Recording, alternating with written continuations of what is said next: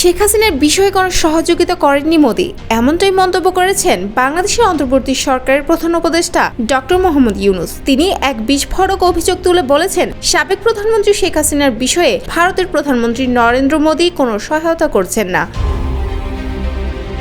লন্ডনের British think tank Chatham হাউসে দেওয়া বক্তব্যে ডক্টর ইউনূস জানান, শেখ হাসিনাকে দেশে ফিরিয়ে এনে বিচারের সম্মুখীন করার চেষ্টা চালিয়ে যাচ্ছে বর্তমান সরকার। তিনি বলেন, গত এপ্রিলে ব্যাংককে বিমস্টেক সম্মেলনে মোদির সঙ্গে সরাসরি কথা বলার সুযোগে আমি অনুরোধ করেছিলাম তিনি যেন শেখ হাসিনাকে অন্তত চুপ থাকতে বলেন, কারণ তার বক্তব্য বাংলাদেশের জনগণকে ক্ষুব্ধ করে তোলে।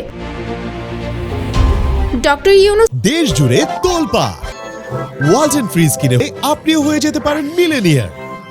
মোদির জবাব তুলে ধরে বলেন, আমি কোট করছি, এটা সামাজিক যোগাযোগ মাধ্যম, আমরা এটা নিয়ন্ত্রণ করতে পারি না। এরপর আপনি আর কি বলবেন? এই জবাবকে তিনি বিস্ফোরক পরিস্থিতিতে দায় এড়ানোর চেষ্টা বলে মন্তব্য করেন। তিনি আরো বলেন, শেখ হাসিনা বর্তমানে ভারতের রাজধানী নয়াদিল্লির একটি সেফ হাউসে অবস্থান করছেন।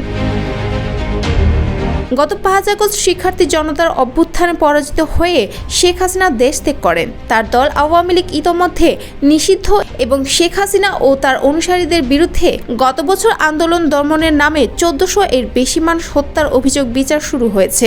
ডক্টর ইউনূস জানান, বাংলাদেশের আন্তর্জাতিক অপরাধ ট্রাইব্যুনাল ইতোমধ্যে শেখ হাসিনাকে তলব করেছে।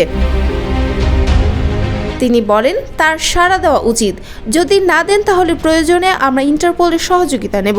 বিচার হবে সম্পূর্ণ আইনানুগভাবে। ভারতের সঙ্গে সম্পর্ক বিষয়ে ডক্টর ইউনূস বলেন, আমরা ভারতের সঙ্গে দৃঢ় বন্ধুত্বপূর্ণ সম্পর্ক গড়ে তুলতে চাই, কিন্তু সবচেয়ে বড় বাধা হয়ে দাঁড়িয়েছে ভারতীয় সংবাদ মাধ্যমে প্রকাশিত ভুয়া সংবাদ। তিনি অভিযোগ করে বলেন, অনেকে বলছেন এইসব ভুয়া খবর ভারতের নীতি নির্ধারকদের ইঙ্গিতেই ছাপা হচ্ছে। এটা বাংলাদেশকে খুবই নার্ভাস ও উদ্বিগ্ন করে তুলছে। সবশেষে তিনি বলেন, আমরা সৎ ও স্বচ্ছ আচরণে বিশ্বাসী। শেখ হাসিনার বিচার শুধু রাজনৈতিক দায় নয়, এটা একটি ন্যায় বিচারের প্রশ্ন।